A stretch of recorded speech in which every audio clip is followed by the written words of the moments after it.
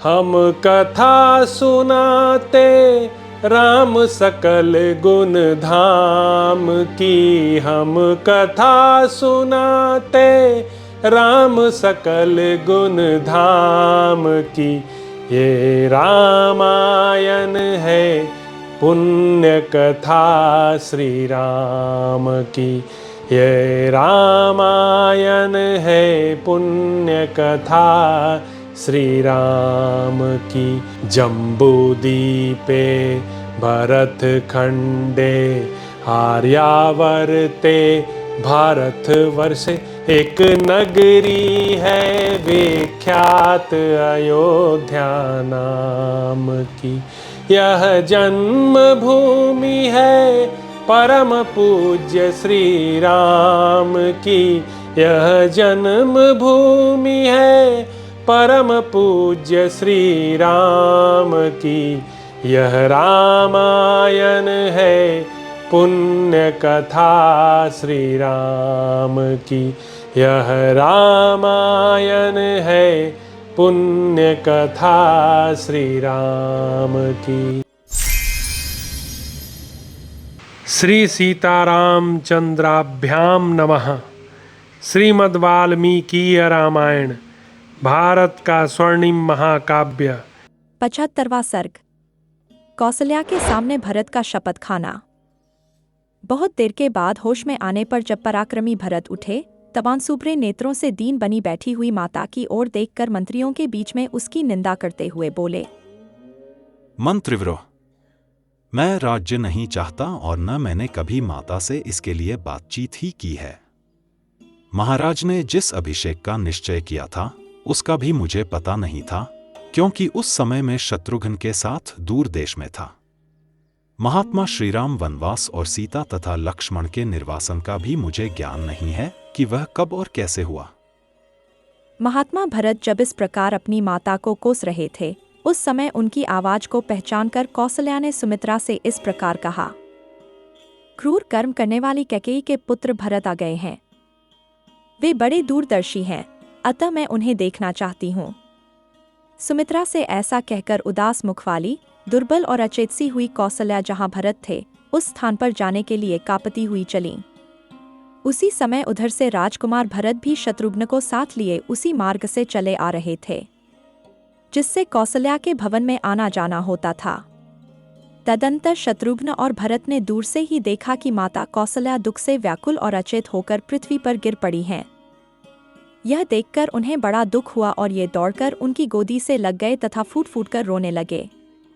आर्या मनस्विनी कौसल्या भी दुख से रो पड़ी और उन्हें छाती से लगाकर अत्यंत दुखित हो भरत से इस प्रकार बोली, बेटा, तुम राज्य चाहते थे न? सो यह निष्कंटक राज्य तुम्हें प्राप्त हो गया, किंतु खेद यही है कि कैकेयी ने जल्दी के कारण बड़े क्रूर कर्म के द्वारा इसे पाया है। क्रूरतापूर्ण दृष्टि रखने वाली कैकेयी न जाने इसमें कौन सा लाभ देखती थी कि उसने मेरे बेटे को चीर वस्त्र पहनाकर वन में भेज दिया और उसे वनवासी बना दिया। अब कैकेयी को चाहिए कि मुझे भी शीघ्र ही उसी स्थान पर भेज दे जहां इस समय सुवर्णमयी नाभि से सुशोभित मेरे महायशस्वी पुत्र श्रीराम हैं। अथवा सुमित्रा को साथ लेकर और अग्निहोत्र को आगे करके मैं स्वयं ही सुखपूर्वक उस स्थान को प्रस्थान करूंगी जहां श्रीराम निवास करते हैं। अथवा तुम स्वयं ही अपनी इच्छा के अनुसार अब मुझे वहीं पहुंचा दो जहां मेरे पुत्र पुरुष सिंह श्रीराम तप करते हैं।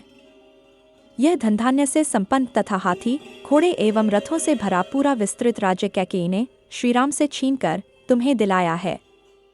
इस तरह की बहुत सी कठोर बातें कहकर जब कौसल्या ने निरपराध भरत की भर्त्सना की तब उनको बड़ी पीड़ा हुई, मानो किसी ने घाव में सुई चुभो दी हो।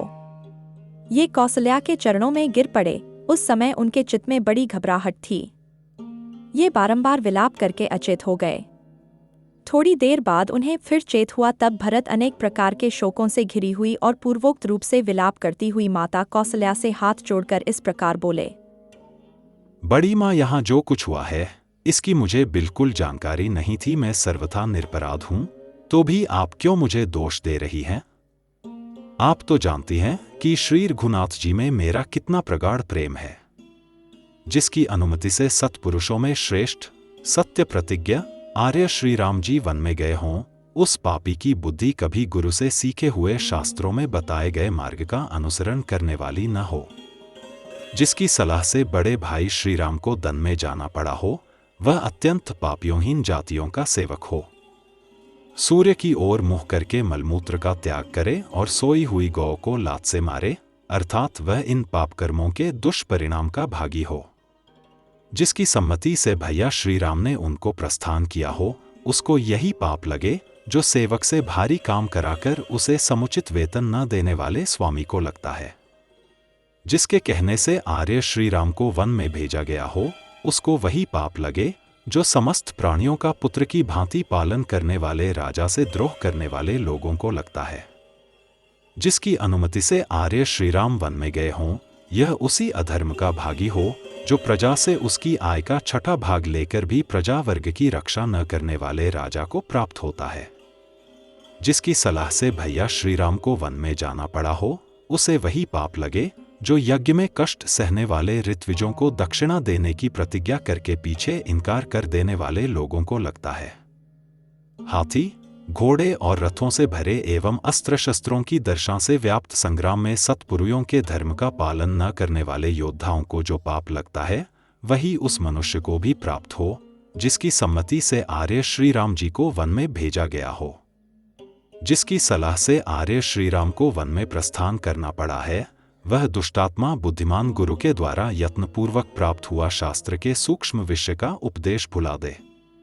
जिसकी सलाह से बड़े भैया श्री राम को वन में भेजा गया हो, वह चंद्रमा और सूर्य के समान तेजस्वी तथा विशाल भुजाओं और कंधों से सुशोभित श्री रामचंद्र जी को राज्य सिंहासन पर विराजमान न देख सके, वह राजा श्री राम के दर्शन से वंचित रह जाए।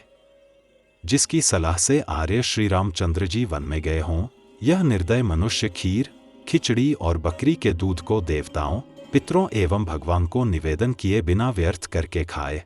जिसकी सम्मति से श्री रामचंद्र जी को वन में जाना पड़ा हो, वह पापी मनुष्य गौक शरीर का पैर से स्पर्श, गुरुजनों की निंदा तथा मित्र के प्रति अत्यंत द्रोह करे। जिसके कहने से बड़े भैया श्री राम वन में गए हों, वह दुष्टात्मा गुप्त रखने के विश्वास पर एकांत में कहे हुए किसी के दोष को दूसरों पर प्रकट कर दे, अर्थात उसे विश्वासघात करने का पाप लगे। जिसकी अनुमति से आर्य श्री राम वन में गए हों, वह मनुष्य उपकार न करने वाला, कृतघ्न, सत्पुरुषों द्वारा परित्यक्त, निर्लज्ज और जगत में सबके द्वेष का पात्र हो। जिसकी सलाह से आर्य श्री राम वन में गए हों, वह अपने घर में पुत्रों, दासों और भूतियों से घिरा रहकर भी अकेले ही मिष्टान भोजन करने के पाप का भागी हो। जिसकी अनुमति से आर्य श्री राम का वनगमन हुआ हो, यह अपने अनुरूप पत्नी को न पाकर अग्निहोत्र आदि धार्मिक कर्मों का अनुष्ठान किए बिना संतानहीन अवस्था में ही मर जाए। जिसकी सम्मति से मेरे बड़े भाई श्री राम वन में गए हों, वह सदा दुखी रहकर अपनी धर्म पत्नी से होने वाली संतान का मुंह न देखे तथा संपूर्ण आयु का उपभोग किए बिना ही मर जाए। राजा, स्त्री, बालक और वृद्धों का वध करने तथा भृत्यों को त्याग देने में जो पाप होता है, वही पाप उसे भी लगे। जिसकी सम्मति से श्री राम का वनगमन हुआ हो, वह सदैव लाह, मधु, मांस, लोहा और विष आदि निषिद्ध वस्तुओं को बेचकर कमाए हुए धन से अपने भरण पोषण के योग्य कुटुंबीजनों का पालन करे। जिसकी राय से श्री राम वन में जाने को विवश हुए हों, वह शत्रु पक्ष को भय देने वाले युद्ध के प्राप्त होने पर उसमें पीठ दिखाकर भागता हुआ मारा जाए। जिसकी सम्मति से आर्य श्री राम वन में गए हों, वह फटे पुराने, मैले कुचैले वस्त्र से अपने शरीर को ढककर हाथ में खप्पर ले भीख मांगता हुआ उन्मत्त की भांति पृथ्वी पर घूमता फिरे। जिसकी सलाह से श्री रामचंद्र जी को वन में जाना पड़ा हो, वह काम क्रोध के वशीभूत होकर सदा ही मद्यपान, स्त्री समागम और द्यूत क्रीड़ा में आसक्त रहे। जिसकी अनुमति से आर्य श्री राम वन में गए हों, उसका मन कभी धर्म में न लगे, यह अधर्म का ही सेवन करे और अपात्र को धन दान करे। जिसकी सलाह से आर्य श्री राम का वन गमन हुआ हो, उसके द्वारा सहस्रों की संख्या में संचित किए गए नाना प्रकार के धन वैभवों को लुटेरे लूट ले जाएं।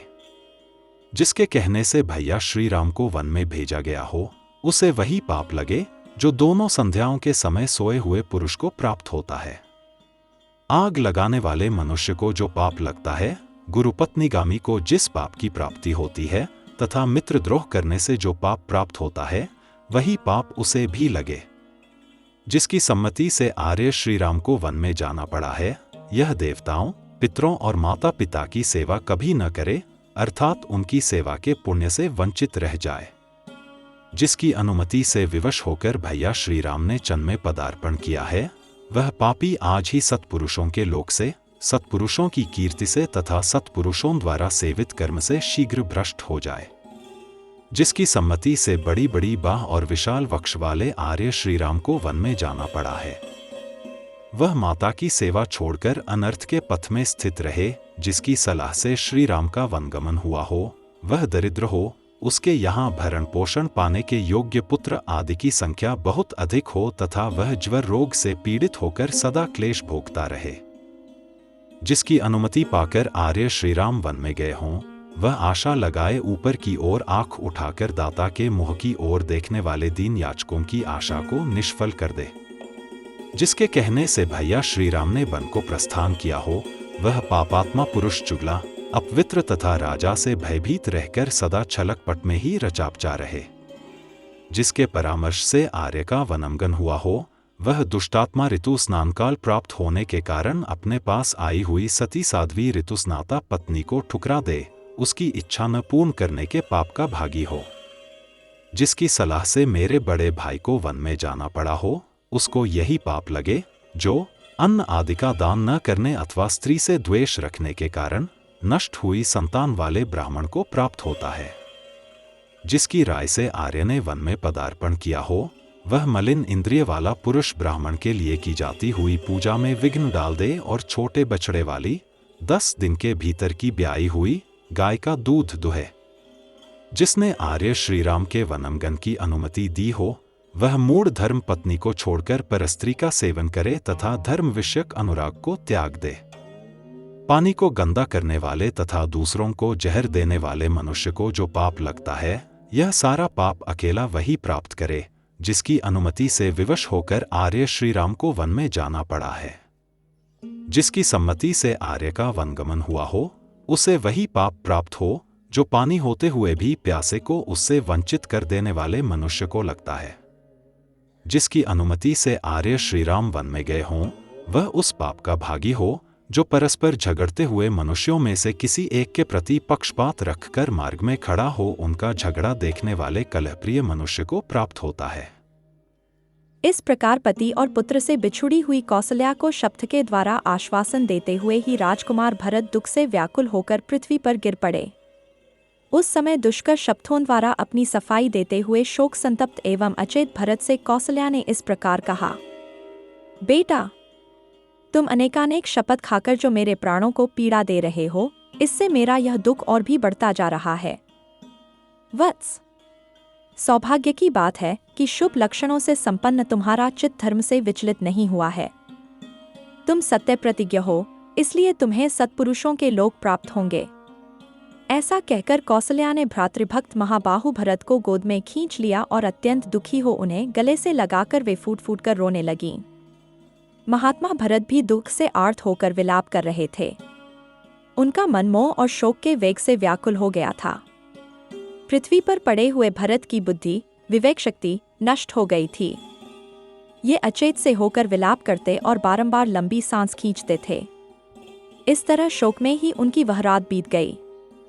इस प्रकार श्री वाल्मीकि निर्मित आर्ष रामायण आदि काव्य के अयोध्याकांड में 75वां सर्ग पूरा हुआ। हम कथा सुनाते राम सकल गुण धाम की, हम कथा सुनाते राम सकल गुण धाम की। ये रामायण है पुण्य कथा श्री राम की, ये रामायण है पुण्य कथा श्री राम की। जम्बूदीपे भरत खंडे आर्यावर्ते भारत वर्षे, एक नगरी है विख्यात अयोध्या नाम की। यह जन्म भूमि है परम पूज्य श्री राम की, यह जन्म भूमि है परम पूज्य श्री राम की, यह रामायण है पुण्य कथा श्री राम की, यह रामायण है पुण्य कथा श्री राम की।